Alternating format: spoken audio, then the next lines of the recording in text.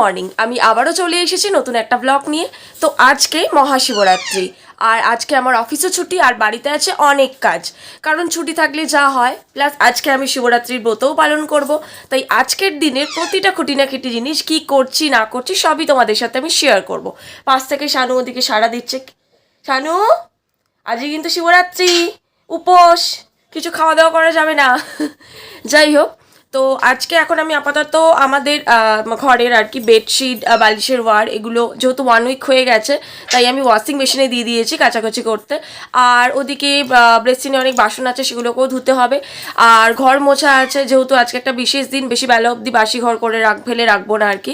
তো আমাদের বাঙালিদের যেটা মনে হয়, এটা পুজোর দিন বাসি ঘর বেশি বেলা অবধি ফেলে রাখতে আমার ভালো লাগে না। তো চলো, ঝটপট অনেক কাজ আছে, ঝটপট করে সেগুলো আমি ছেড়ে নিই। তো দেখতে থাকো আজকের ব্লগটা। তো এই যে বিছানা থেকে সমস্ত বেডশিট, বালিশের কভার সব কিছু তুলে নেওয়া হয়েছে, আর ওয়াশিং মেশিনও চালু করে দিয়েছি। চলো দেখি কত দূর কাঁচা হলো।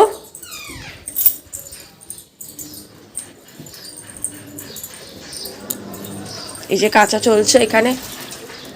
কতক্ষণ আছে? এখনও 34 মিনিট আছে কাচতে। আর এই যেদিকে কাচাকুচি চলছে। তো কাচাকুচি হতে হতে আমি বাকি কাজগুলো সেরে ফেলি। আজকে আমি মাথায় একদম ভরে তেল দিয়েছি, যেহেতু সারা উইক ধরে খুব একটা তেল দেওয়া হয় না, তাই ছুটির দিন পেলে আমি মাথায় একদম চপচপে করে তেল দিয়ে দিই, কারণ একদম তেল দেওয়া হয় না। তেল আমাদের চুলের জন্য কতটা জরুরি তা তো আমরা সবাই জানি, কিন্তু তাও দেওয়া হয় না। যাই হোক, আজকে আমি দিয়ে দিয়েছি। তো চলো বাকি কাজগুলো করে নেওয়া যাক। আর ওদিক থেকে একজন এরকম করে সাড়া দিয়েই যাচ্ছে, সেটা হচ্ছে আমাদের শান্ত। চুপ করে বাস। কি হলো? কি হলো? আজকে কিন্তু উপোস, শান্ত। আজকে কিন্তু শিবরাত্রি, তাই তো? কি রে, এতক্ষণ পটর পটর পটর পটর করে এখন চুপ হয়ে যায়। যে পাপা চলে এসছে, মনে হচ্ছে পাপা চলে এসেছে। হ্যাঁ, কি করছিস? এই যে বাসন মাজছি, বাসনগুলো ধুতে হচ্ছে।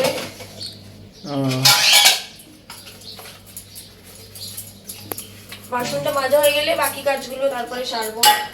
বাসনটা মাজা চলছে, ওদিক দিয়ে শানু সমানে সারা দিচ্ছে। শানুকে খাইয়ে দে। ঠিক আছে, খিদে পেয়েছে। ঠিক আছে, খাইয়ে দিচ্ছি। হ্যাঁ হ্যাঁ হ্যাঁ, খাইয়ে দে খাইয়ে দে। দেখো বাসন মাজা হয়ে গেছে, এখন বাসন মেজে ঘর মুছতে এসছে। হ্যাঁ, ঘর মুছছি। ডাইনিং আর ওদিকে দুটো ঘর, ঠাকুর ঘর, এগুলো মোছা হয়ে গেছে। আমার ঘরটাই বাকি আছে, ওটাই মুছে নিচ্ছি। বাড়িতে আজকে কেউ নেই, আমি আর আমার বর ছাড়া। মা বাবা গেছে বোনের কাছে, কারণ বোনের শরীরটা ভালো নেই, তাই ওর কাছে গেছে। তাই পুরো কাজ আমার ওপর পড়েছে আজকে। প্রচুর চাপ, বুঝতেই পারছো সকাল থেকে। তো চলো ঝটপট ঘরটা মুছে নিই, তারপরে পরে আবার দেখা হবে। তো আমার ঘরটর সব মোছা হয়ে গেছে, ডাইনিং ঘর, তারপরে ঠাকুর ঘর সব মোছা হয়ে গেছে। আর এখন ওয়াশিং মেশিনের কাচাও কমপ্লিট। এবার সব কিছু মিলে দেবো, তো ওয়াশিং মেশিন থেকে ঝটপট করে বার করে নিই। আর যে পাপোশগুলো ছিল আর কি, বাবা এত রোদ আসছে বারান্দা থেকে, কিছু বোঝাই যাচ্ছে না। আর যে পাপোশগুলো ছিল সেগুলোও আমরা 15 দিনে একবার বা 1 সপ্তাহ ধুয়ে দিই। তো আজকে যেহেতু আমার শাশুড়ি মা নেই, নাহলে শাশুড়ি মা থাকলে শাশুড়িমাই করে এগুলো। তো বললাম যে বোনের শরীর খারাপ, তাই বাবা মা দুজনেই গেছে বোনের কাছে, তাই আমি পাপোশ টাপুস সব ধুয়ে দিয়েছি। এবার ঝটাফট মিলে দিই। তো আমার সব মেলানো হয়ে গেছে, চলো তোমাদেরকে একবার দেখিয়ে দিই। এই দেখো, বিছানার চাদর, জামা কাপড় যা যা কাচা হয়েছিল সব একদম মেলানো হয়ে গেছে। আমার এদিকের কাজকর্ম শেষ। এবার দেখি আমার বর কি খাবে। এই যে এখন ছাতুর শরবতটা গুলে দিচ্ছি, সৈকত খেয়ে বেরোবে তার জন্য। আমি এখন ছাতুর শরবত গুলছি, ও খেয়ে বেরোবে তাই। ওকে বললাম খেয়ে নিতে, মুড়ি বা কিছু খেয়ে নিতে, দুপুরবেলা ভাত টাত সবই বললাম করে দেবো। বাট ও বললো যে না, আমিও জল ঢালবো, আজকে আমি সাবুই খাবো। তো সাবু, ফল, মিষ্টি এগুলো খাবো, তো ভাত খাবো না আজকে। তো সেই কারণে ও বললো আমি উপোস থেকে তারপরে শিবের মাথায় জল ঢালবো। তো ও তো কাজে বেরিয়ে যাবে, ও তো বাড়িতে থাকবে না, ও এসছে আবার একটু পরেই বেরিয়ে যাবে। তো বলছিল কি ছাতু ও শরবতও খাবে না, তাই ওকে একটু ছাতু শরবত করে দিচ্ছি আমি। কিন্তু একেবারে খালি পেটে বেরোলে শরীর খারাপ করবে, তো সেই জন্য ওর জন্য একটু ছাতুর শরবত করে দিচ্ছি, যাতে না অ্যাসিড হয় বা কোনো কিছু হয়। কারণ বাড়িতে থাকলে একরকম, যেহেতু বাইরে যাচ্ছে, রোদ গরমের মধ্যে বাইরে যাবে, আবার ব্যাক করবে, অতটা ফিরবে, তো কাজের মধ্যে থাকবে, তো খালি পেটে থাকা মানে গ্যাস ফর্ম করতে পারে, সেখান থেকে শরীর খারাপ হতে পারে। সেই জন্য আমি বললাম ছাতুতে কোনো দোষ নেই, ছাতুর শরবত খাওয়াই যেতে পারে। আর তুই বাড়িতে থাকছিস না, বাইরে যাচ্ছিস, সে কারণে শরীর খারাপ করলে তখন কি হবে?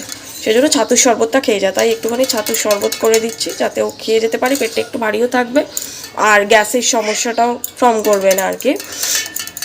চলো ওকে দিয়ে দিই তাহলে ছাতুর শরবতটা। বললাম ভাত খেয়ে নিতে, বাট ওর এখন মন চেয়েছে। এবার কারো যদি কিছু মন থেকে ইচ্ছা করে, শ্রাবণ মাসে শেষ সোমবার যখন করেছিলাম তখনও আমার সাথেই উপোস করেছিল, একসাথে দুজনে জলও ঢেলেছি। এবারও ওর তাই ইচ্ছা, তো যার যেটা ইচ্ছা সেটা প্রাধান্য দেওয়া উচিত, তো জোর করিনি এই জন্য। ঠিক আছে, করুক যদি মন চায়। ধরো ছাতুর শরবত খাও। পুজো দিয়ে এসে তারপরে খাবি তো নাকি? হ্যাঁ, খেয়ে নিতে পারতিস তো, কেন খাবি না? ইচ্ছা হয়েছে আজকে? কি ইচ্ছা হয়েছে একটু শুনি? কি ইচ্ছা হয়েছে? ঠাকুরকে জল ঢেলে খাবো। ঠাকুরকে জল ঢেলে খাবে? যদি শরীর খারাপ করে এতক্ষণ খালি পেটে থাকলে, তুই এখন বেরোবি, তারপরে আবার আসবি, ছাতু শরবত খেতে চাইছিলি না। ভগবান আছে। ভগবান আছে বাবা, ভগবান আছে, ঠিক আছে। আরেক গ্লাস করে দেবো? এবার বেরোতে হবে তো নাকি? ঠিক আছে, দাঁড়া। সৈকত বেরিয়ে গেছে ওর কাজে, আর আমি এবার স্নানে যাব, তাই মুখে একটুখানি প্যাক লাগিয়ে নিয়েছি। আমি সপ্তাহে 2 দিন মতো একটু প্যাক লাগাই, যেদিন আমার ছুটি থাকে, আমার সুবিধা মতো আমি লাগিয়ে নিই। তো আমার লাগানো হয়ে গেছে, এবার আমি মুখটা ধুয়ে নেব। আর চলো ঝটপট তাহলে স্নান করে নিই। আর ওদিকে সাবুও ভেজানো হয়ে গেছে, কারণ ও আসবে, এসে পুজো টুজো দিয়ে তো সাবু খাবে, ওকে সাবুটা মেখে দিতে হবে। তো আমার জল ঢালতে ঢালতে তো আমি ওই সন্ধ্যের পরে ঢালবো জল। তো তার আগে যেহেতু একজন বলছে 9টা থেকে পড়েছে শিবরাত্রি, আবার কেউ বলছে 11টা থেকে পড়েছে, তো কোনো কিছু ঠিক নেই। এখন তো 12টা 10 বাজে। তো যাই হোক, শিবরাত্রির সময় তো পড়েই গেছে। তো এবার আমি স্নানটা করে নিই, ঘরের ঠাকুরকে পুজো দিই, ঘরের শিব ঠাকুরকে একটু জল টল ঢেলে দিই, তারপরে আবার সন্ধ্যেবেলায় আমি যাবো জল ঢালতে। তো আপাতত ও আসার আগে আমি স্নান টান করে আমার পুজোটা সেরে নিই, কারণ ও এসে আবার শিব ঠাকুরকে জল টল ঢেলে খাবে কিছু, ওকে সাবুটা মেখে দিতে হবে। তো চলো তাহলে, আবার পরে দেখা হচ্ছে। আমার স্নান হয়ে গেছে, আর আমি শাড়ি পরেও নিয়েছি, কারণ আজকে যেহেতু একটা বিশেষ দিন শিবরাত্রি, আর আমি সকাল থেকে উপোস করেই আছি, সেই জন্য আজকে একটু শাড়ি পরলাম। শাড়ি পরেই পুজো দেবো আজকে। ঠাকুরের বাসন টাসন সব ধোয়া কমপ্লিট, এবার আমি পুজোতে বসবো। তো ভাবলাম যেহেতু আজকে একটা বিশেষ দিন, তাই শাড়ি পরেই ঠাকুরকে পুজো দিই। চলো তাহলে ঝটপট পুজোটা দিয়ে নিই, আর তারপরে আবার দেখা হচ্ছে। আর হ্যাঁ, শাড়িটা পরে কেমন লাগছে অবশ্যই জানিও কিন্তু। একটু ইচ্ছে হলো শাড়ি পরে, আর আমি শাড়ি পরতে খুব ভালোবাসি, তাই আমার যখনই ইচ্ছা করে আমি বাড়িতে শাড়ি পরে নিই। যে কোনো বিশেষ পুজোর দিন হোক বা অন্যান্য দিন হোক, আমি শাড়ি পরেই পুজো দিই। তো কেমন লাগছে অবশ্যই জানিও কিন্তু। আর এই যে আলতাও পরে নিয়েছি স্নান টান করে উঠে, আলতাও পরা হয়ে গেছে আমার। তো আমি ঘরের ঠাকুরকে তো জল ঢালবো, মানে ঘরের মহাদেবকে জল ঢালবো, তার জন্য আমি আমার পুজোর থালাটা সুন্দর করে সাজিয়ে নিয়েছি। এবার মহাদেবকে আমি স্নান করাবো, আর বাকি ঠাকুরদের সব কিছু ফুল টুল দেওয়া হয়ে গেছে, ফুল, বেলপাতা, তুলসী পাতা সবাইকে দেওয়া হয়ে গেছে। এবার মহাদেবকে স্নান করিয়ে তারপরে পুজো সমাপ্ত করব।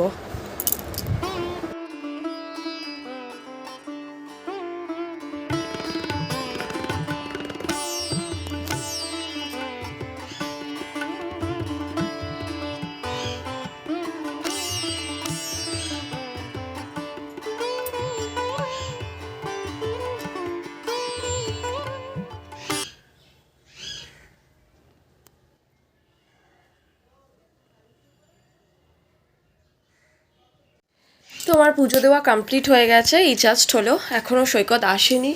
অলরেডি 2:35 বাজে, দেখা যাক ও কখন আসে।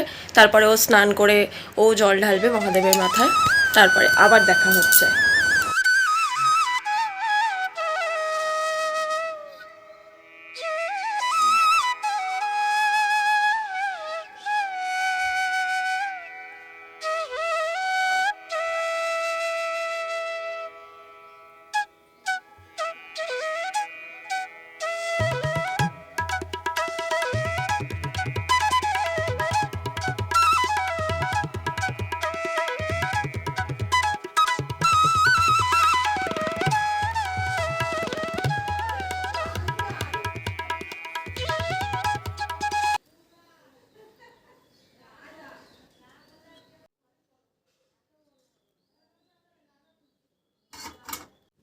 তো সাবু মাখার জন্য এখানে শসা কুচি কুচি করে কেটে নিয়েছি, কলা, তারপরে আঙুর, ছোট ছোট করে আপেল, মিষ্টি দই, তার সঙ্গে এই যে আনার সন্দেশ এরকম ভেঙে দিয়ে দিচ্ছি।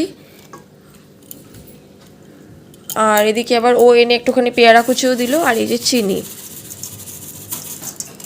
সব কিছু নিয়ে এবার সাবু মাখা হবে। দারুণ লাগে এইভাবে দই দিয়ে আর সব কিছু ফল দিয়ে সাবু মাখা খেতে।